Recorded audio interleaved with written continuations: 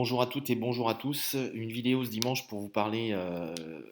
assurance habitation, en tout cas assurance de vos biens immobiliers, que ce soit votre résidence principale ou votre résidence et ou votre résidence secondaire. Je voulais soulever trois points extrêmement importants parce que très rarement abordés par les assureurs, très rarement questionnés par les clients, mais qui pourtant sont fondamentaux à mes yeux et vous le comprendrez très vite lorsque je vous les aurai exposés.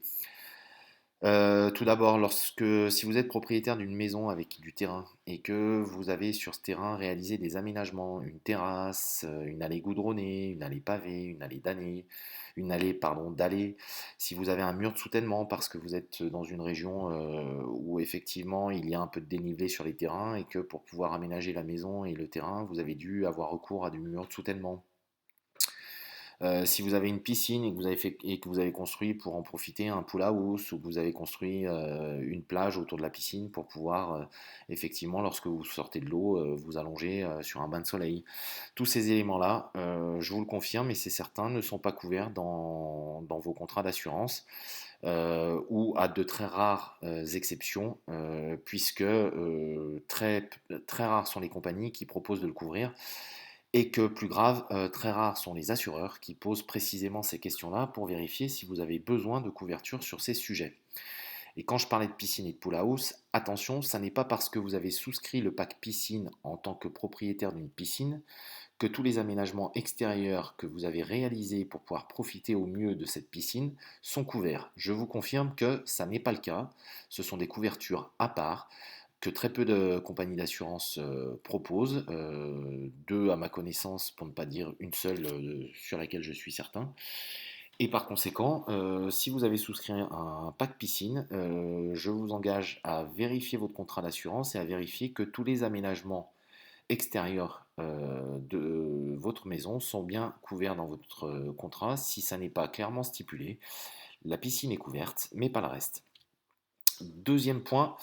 moi qui ai eu la chance de vivre dans différentes régions en France de par mes activités professionnelles précédentes, j'ai eu la chance de vivre dans le Nord où vous avez de magnifiques maisons construites en briques rouges, vous avez de magnifiques maisons typiques dans les Flandres. Je vis aujourd'hui dans une région extrêmement rurale, le Puy-en-Velay, la Haute-Loire, en plein milieu du Massif central, où vous avez énormément de gens qui ont acheté d'anciens corps de ferme, qu'ils ont rénovés en termes de confort et qu'ils utilisent comme résidence principale ou résidence secondaire de magnifiques fermes en pierre avec des toits en lauze ou des toits en chaume. Eh bien, toutes ces maisons très spécifiques, dont bon nombre d'entre vous sont propriétaires, êtes-vous certain que votre contrat d'assurance, en cas de sinistre total ou partiel, prévoit de vous indemniser pour vous permettre de reconstruire à l'identique, c'est-à-dire en respectant les matériaux d'origine de la maison et donc en vous permettant de retrouver une maison telle qu'elle était esthétiquement auparavant? Bien, je vous confirme que là non plus, ça n'est pas le cas, puisque l'intégralité des contrats d'assurance de base ne prévoit qu'une reconstruction en matériaux actuels, autrement dit, ni plus ni moins que du moellon. Ce qui signifie donc que là aussi, je vous engage à, si vous êtes propriétaire d'une maison construite avec des matériaux un peu spécifiques selon les régions dans lesquelles vous vivez, des maisons typiques, je vous encourage vivement à regarder d'urgence vos contrats et à vérifier que vous êtes bien en reconstruction à l'identique, en matériaux à l'identique, sans quoi vous êtes en reconstruction, si ça n'est pas clairement stipulé, vous êtes en reconstruction en matériaux actuels, ce qui veut dire qu'on vous versera une somme qui vous permet de reconstruire votre maison en moellon, en gros, hein, c'est ça. Et que si vous souhaitez effectivement retrouver votre maison en faisant appel à des artisans et des matériaux tels qu'elle l'était à l'origine, eh bien, vous devrez faire appel à vos économies ou faire un nouveau crédit pour compléter l'indemnisation qui sera donnée par l'assureur et qui, elle, ne sera basée que sur une reconstruction en matériaux actuels. Troisième point, la vétusté. Et oui, vous ne le savez peut-être pas, mais les contrats d'assurance immobilier pour les biens immobiliers appliquent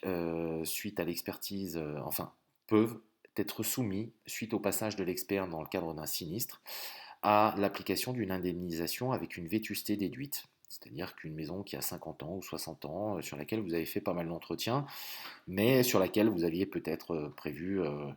dans les mois ou les années à venir de faire un ravalement de façade, des choses comme ça, mais que vous n'avez pas encore fait, et bien tout simplement l'expert va effectivement prendre un certain nombre d'éléments en compte pour évaluer la valeur d'indemnisation qui va vous être reversée. Cette indemnisation sur laquelle va s'engager l'expert va donc pouvoir être une indemnisation en valeur avec une vétusté déduite. Donc plus simplement, votre maison est estimée à 200 000 euros en coût de reconstruction. On estime que un peu de manque d'entretien ces dernières années ou que le crépi effectivement avait 10 ans, donc on va appliquer un peu de vétusté sur certains éléments et puis on va vous dire bah, finalement on applique 20% de vétusté sur la valorisation de votre maison et donc au lieu de 200 000 euros qui est le coût de reconstruction de votre maison, on va vous proposer une indemnisation de 160 000 euros en ayant déduit les 20% de vétusté. Et là, pareil, c'est le cas sur la quasi-intégralité des contrats. Seule une compagnie à ma connaissance propose une autre solution que je vais vous exposer, c'est la compagnie Aviva. Donc effectivement, vérifiez vos contrats. La compagnie Aviva, elle, propose un contrat avec un rachat de vétusté jusqu'à 25%. C'est-à-dire que dans le cas, comme je vous l'ai exposé précédemment, votre maison, l'expert décide d'une indemnisation avec 20% de vétusté, 200 000 euros, on vous verse 160 000 euros sur un contrat Aviva, et c'est un des gros avantages du contrat Aviva. On va vous racheter jusqu'à 25% de la vétusté. Donc dans ce cas-là, ça veut simplement dire qu'on va vous indemniser à la valeur de reconstruction de votre maison, c'est-à-dire 200 000 euros, puisque les 20% de vétusté déclarés par l'expert sont rachetés par le contrat, puisque le contrat permet de racheter jusqu'à 25% de vétusté. Autant dire que sur un bien immobilier standard, entretenu de manière totalement normale, avec ces 25% de rachat de vétusté, vous êtes quasiment certain, et c'est certain même, vous êtes certain de retrouver une indemnisation qui vous permette de faire reconstruire votre maison sans avoir besoin d'aller chercher dans vos économies ou d'aller recourir à un bout de crédit pour compléter l'enveloppe d'indemnisation que vous aura validé l'expert. Ces 3 points sont selon moi extrêmement importants à regarder en matière d'habitation parce que le jour où le sinistre arrive et que vous découvrez qu'il va falloir aller chercher de l'argent pour pouvoir vous remettre dans la même situation que vous étiez auparavant alors que votre maison était assurée et que pour autant il va falloir soit faire un bout de crédit supplémentaire, soit aller taper dans vos économies pour compléter l'enveloppe d'indemnisation de l'assurance que l'assurance va verser pour pouvoir vous retrouver exactement dans la situation initiale, voire ne pas pouvoir faire reconstruire votre maison en matériaux d'origine, bah, ça me semble effectivement des points sacrément importants à regarder sur vos contrats d'assurance. Je vous le redis, je suis totalement disponible et ouvert à étudier l'ensemble de vos contrats actuels pour vous confirmer si vous avez les bonnes couvertures en fonction des typologies de vos maisons, des aménagements extérieurs et de la capacité à avoir un rachat de vétusté sur les contrats pour être dans une sécurité optimale par rapport à un sinistre éventuel en termes d'indemnisation. Vous pouvez me joindre au 06 69 04 90 08, m'envoyer un message sur le réseau social sur lequel vous aurez pu lire cette vidéo,